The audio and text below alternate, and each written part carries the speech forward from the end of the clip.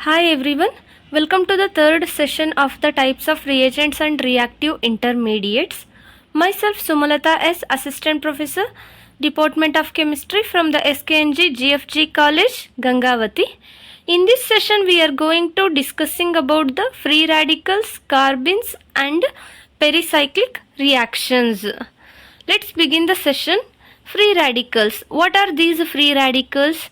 These are the odd electron neutral species and highly reactive in nature, which are formed by the homolytic fission of a covalent bond.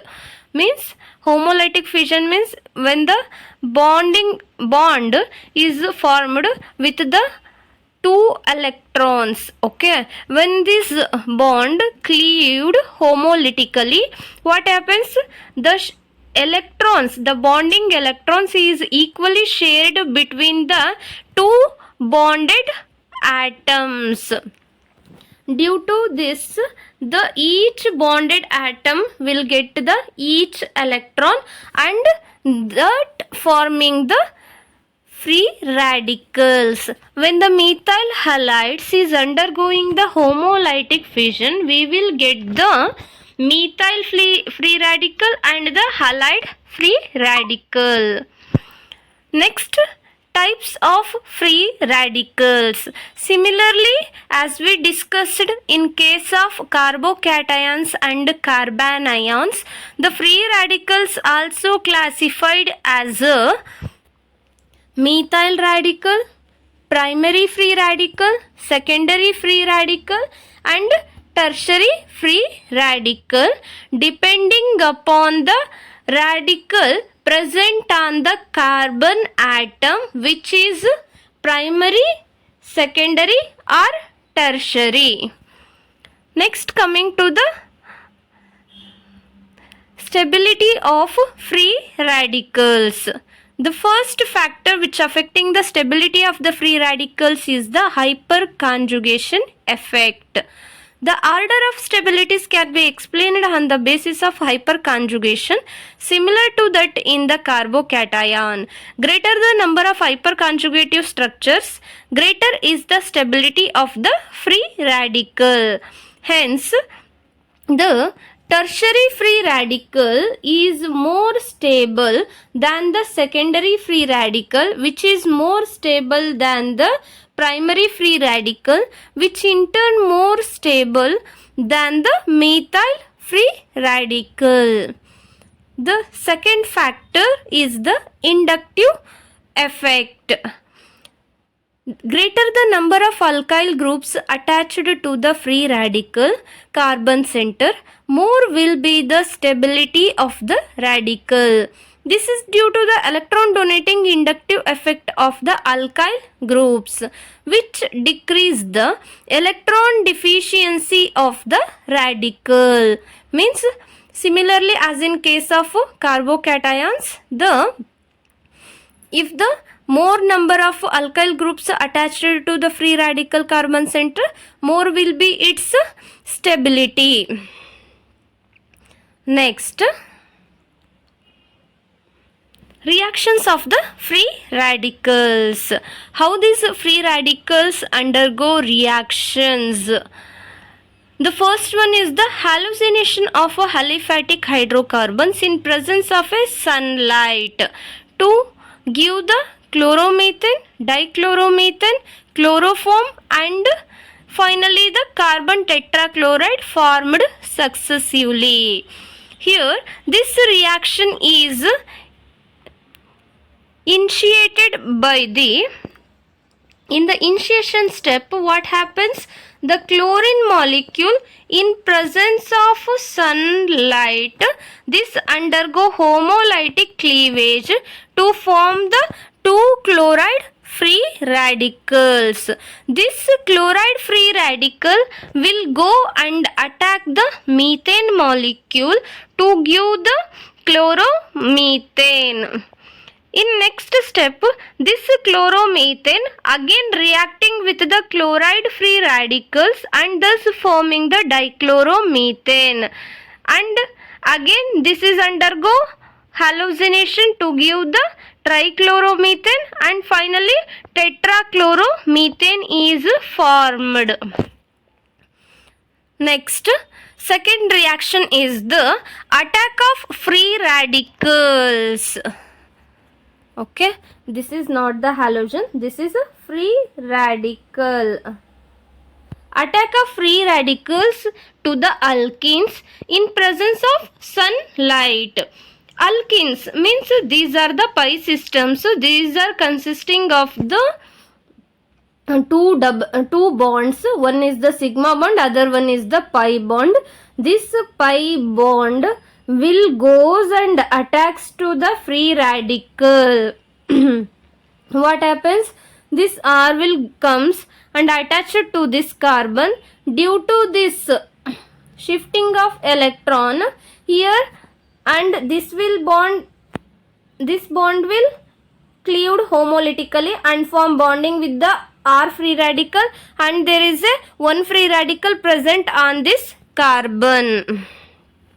Okay, so we will get the alkane free radical again. Okay, this is about the reactions of the free radicals. Next, coming to the carbenes. What are these carbenes? Carbenes are highly reactive species.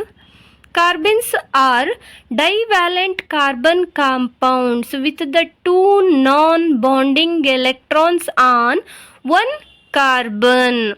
Here, the carbene is sp2 hybridized one.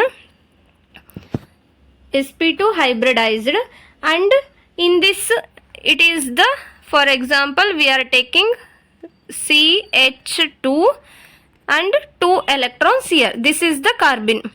Okay, here it is sp2 hybridized. sp2 hybridized means it is consisting of the 3 sp2 hybrid orbitals. Okay, so in this, that is, carbon is consisting of the 3 sp2 hybrid orbitals and one unhybridized p orbital.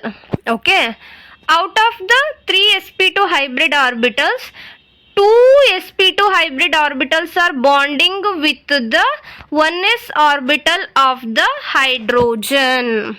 Okay, so, and the other sp2 hybrid orbital is consisting of the 2 electrons, means it is the singlet structure.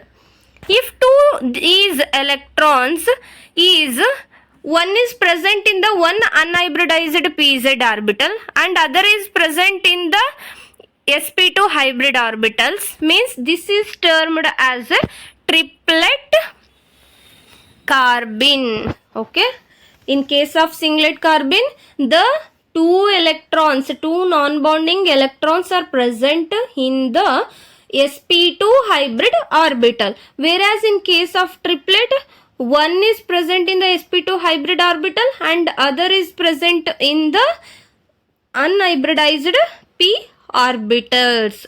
Examples of these carbenes are methylene carbene and dichlorocarbene. Next, coming to the generation of carbenes. First method is the by the action of UV light on the diazomethane. When diazomethane is reacting in presence of UV light, these carbenes are formed. Second one is the by the action of sodium ethoxide on chloroform. When chloroform reacting with the sodium ethoxide, dichlorocarbene is formed with the elimination of ethyl alcohol and sodium chloride. Next, stability of the carbenes. How these carbenes are stabilized? The two unbounded electrons of a carbene may be either paired or unpaired.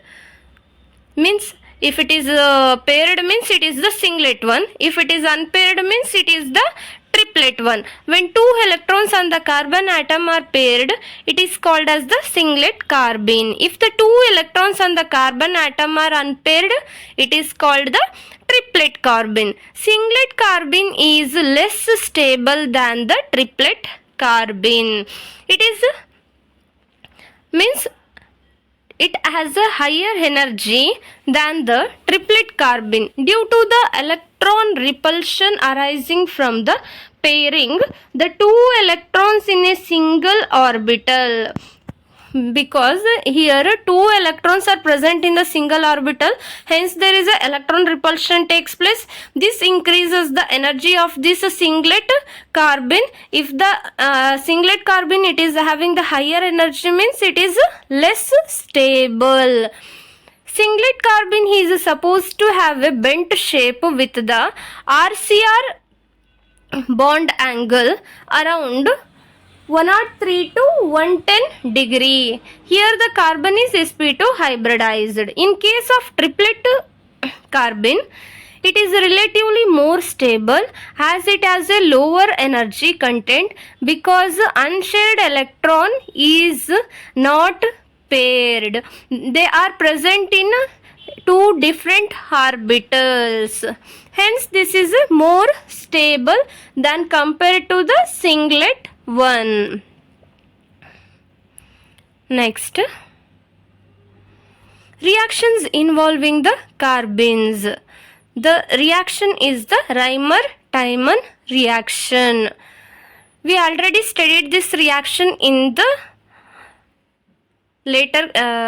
earlier classes. The Reimer-Tiemann reaction is a chemical reaction used for the orthoformylation of the phenols. What it means? Formylation means that is CHO group is attached to the phenol at the ortho and para positions. When a phenol is heated with a chloroform and sodium hydroxide solution, an aldehyde group is introduced. An aldehyde group is introduced in the phenols ortho to this OH group. If one of the ortho position is occupied, then aldehyde tends to go to the para position. Mechanism is given by the, here we are taking the base sodium hydroxide, that is OH minus. Initially it will going to reacting with the CHCl3 chloroform and thus forming the CCl3 minus with the elimination of water. This CCl3 minus is undergo further rearrangement, giving the dichlorocarbene as a reagent and Cl minus eliminated. This dichlorocarbene is acting as an important reagent for this Reimer-Tiemann reaction. Okay. Next coming to the other topic, pericyclic reactions. What is the mean by this pericyclic reactions? Pericyclic reactions are a class of organic reactions characterized by a cyclic transition state where the bonds are formed and broken in a concerted manner without the involvement of intermediates. These reactions are known for their stereospecificity and are influenced by factors like orbital symmetry and reaction conditions, whether it is a thermal or photochemical reaction. Here the pericyclic reaction undergo concerted mechanism, means the bond breaking and the bond formation occur simultaneously in a single step, and this will involving the cyclic transition state, and there is no intermediates formed during this pericyclic reactions, and this pericyclic reactions has the stereospecificity, means the stereochemistry of the reactants dictates the stereochemistry of the products. Okay. Next, types of pericyclic reactions. First one is the cycloadditions. Two unsaturated molecules combine to form a cyclic compound. For example, Diels-Alder reaction. We will discuss it later. Second one is the electrocyclic reactions. A cyclic molecule is formed or cleaved by the creation or the destruction of a pi bond. Example, ring closure of a 1,3-diene. Next, third one is the sigma-tropic rearrangements. A sigma bond migrates across a pi system and this will give rise to the rearranged products. Example, sigma-tropic hydrogen shift reactions. Fourth one is the ene reactions. A specific type of a sigma-tropic reaction involving an allylic hydrogen transfer. Fifth one is the chelotropic reactions. A special type of a cyclohaddition where both atoms of a sigma bond added to the same face of the pi system. We will discuss these reactions one by one. First one is the Diels-Alder reactions. What is this Diels-Alder reaction? It is a 4+2 cyclohaddition reaction between the diene and dienophile. Diene means the compounds it consisting of the two double bond is termed as a diene. Dienophile means it is the ethylene molecule. Here when this is undergo 4+2 means this is consisting of the 4 number of carbons. Here 2 number of carbons. 4 carbons will add to 2 resulting in the compounds consisting of 6 number. Okay. So and also it is forming the cyclohexene. Here what happens? This bond will attack to this carbon and there is a shifting of this bond towards here and this bond will goes and adds to here resulting in the formation of the cyclohexene. Coming to the next reaction, Cope rearrangement means it is a 3,3 sigma-tropic shift in the hydrocarbons. Here see here, this is the structure. Here what happens? In case of Cope rearrangement, this will involving the 1,5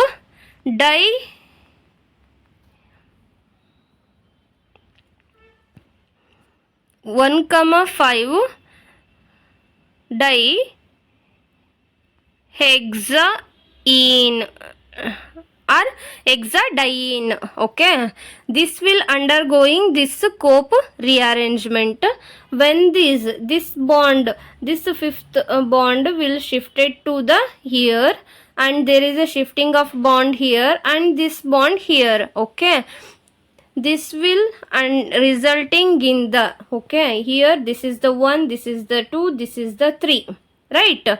Here third bond. Again if this undergo again reverse reaction means this is going here, this is going here and this bond cleaved, we will get the initial one. Hence it is the 3,3 sigma-tropic shift. Similarly the next reaction is the Claisen rearrangement. It is the same as that of the Cope rearrangement, a 3,3 sigma-tropic shift, but here we will have the allyl vinyl ether. In case of Cope rearrangement, we can have 1,5 hexadiene, but here we will have allyl vinyl ether. In Claisen rearrangement, allyl vinyl ether undergo rearrangement. Okay, this is regarding the pericyclic reactions. Means pericyclic reactions will go through the concerted manner without any intermediates, and this will have the cyclic transition states. Okay, this is about the pericyclic reactions. By the end of this session, we came to know that the free radicals, carbenes and pericyclic reactions. By this unit, the types of reagents and reactive intermediates, we learnt about the types of reagents, electrophiles and nucleophiles, reactive intermediates like carbocations and carbanions, their methods of preparation, reactivity, stability, and free radicals and carbenes, and finally we learnt about the pericyclic reactions. The important questions regarding this unit is given by. Thank you for watching.